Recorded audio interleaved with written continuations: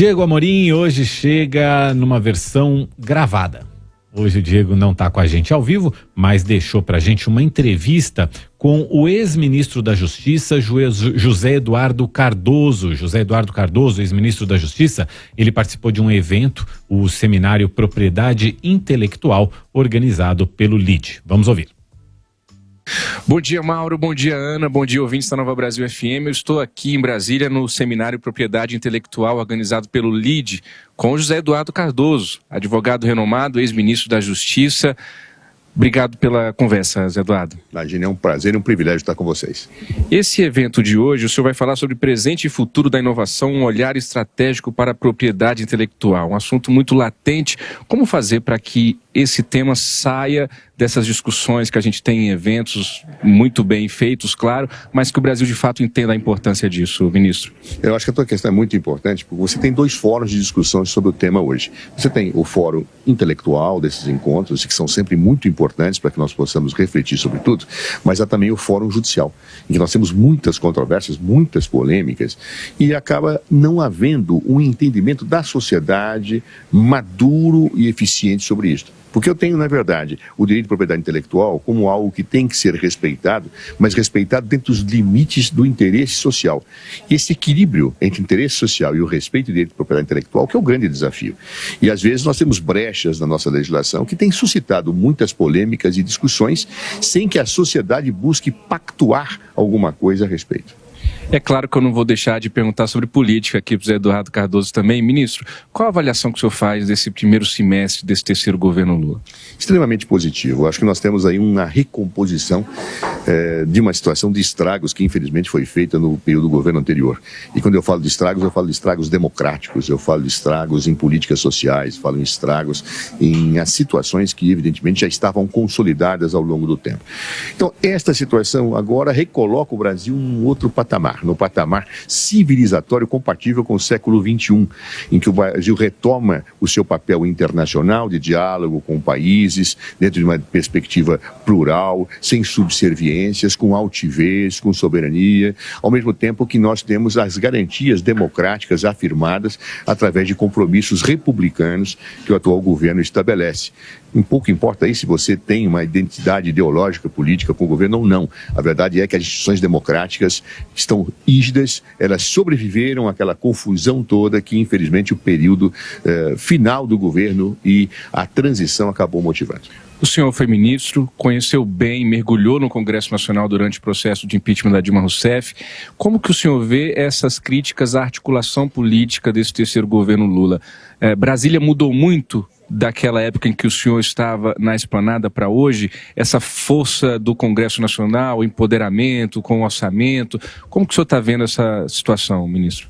Eu acho uma injustiça se criticar os articuladores políticos do governo, porque a situação ela independe da competência subjetiva do articulador, ela passa por problemas objetivos, em que ninguém efetivamente tem condições de equacionar na fase em que nós nos encontramos, a não ser com muito diálogo, com muita perseverança e às vezes com algumas situações de instabilidade. Desde o fim do orçamento secreto, que foi a confirmação de algo absolutamente inaceitável, a meu ver, e contou, claro, com a complacência do governo anterior, você acabou tendo um descompasso entre a articulação política e a institucionalidade de uma forma muito delicada e que acho que tem que se pensar como resolver isso. O Brasil, ele precisa ter um parlamento que se faça respeitar com independência e um governo que consiga ter, dentro de padrões republicanos, a governabilidade.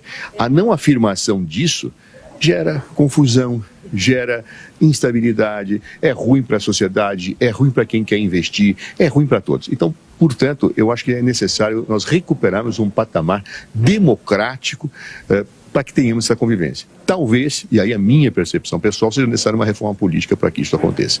Mas eu acho que a reforma política ainda está muito longe dos horizontes da sociedade brasileira, infelizmente.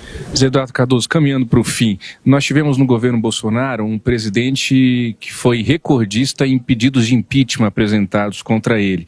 Nesse terceiro governo Lula, a gente está no primeiro semestre do governo, já surgiu aí nos últimos dias um pedido de impeachment. O senhor tocou ali à frente o processo de impeachment da Dilma Rousseff. como advogado da então presidente Dilma Rousseff. Como que o senhor vê o instrumento do impeachment sendo usado de maneira política no Brasil e essa coisa de apresentar pedido de impeachment vai virando algo quase que corriqueiro no dia a dia de Brasília? Houve uma banalização dos processos de impeachment. É triste, mas o impeachment é uma situação extrema, diante de causas efetivamente consolidadas, de atos ilícitos dolosos, não toleráveis pela sociedade. Isso apenas em situações extremas. Eu me lembro de um constitucionalista estadunidense que dizia que o impeachment presidencial é um terremoto político. E terremoto, ele é uma situação extraordinária, que acontece diante de causas evidentemente comprovadas e impossíveis de serem contidas. No Brasil, o jogo político acabou banalizando o pedido de impeachment. E o resultado é pedidos de impeachment sem causa, que avançam, e pedidos de impeachment com causa, que não avançam. Ou seja, eu tenho uma situação absolutamente anômala e é triste, porque a democracia brasileira precisa conviver com o respeito aos mandatos, e o respeito aos mandatos também exige o ataque de mandatos que descumpram compromissos constitucionais. Mas não é situações de luta política corriqueira que devem ensejar a formulação de pedidos de impeachment. Acho muito ruim democraticamente esse hábito que se criou na sociedade brasileira. O senhor foi convidado para compor o terceiro governo Lula? Não fui convidado e, olha, respiro com grande alívio de poder estar cuidando um pouco da minha vida nesse momento, apoiando o governo, apoiando as suas políticas, apoiando o presidente, mas eu tenho uma situação que eu tenho que equacionar com a minha vida depois de quase 30 anos de vida pública. Eu preciso equacionar minha vida acadêmica, minha vida profissional, e eu estou cuidando dela agora, mas apoiando do lado de fora o governo com muita veemência e esperança que ele dê certo. Muito bem, agradeço o ministro José Eduardo Cardoso pela entrevista. Volto com você, Ana, Mauro. Nova Manhã.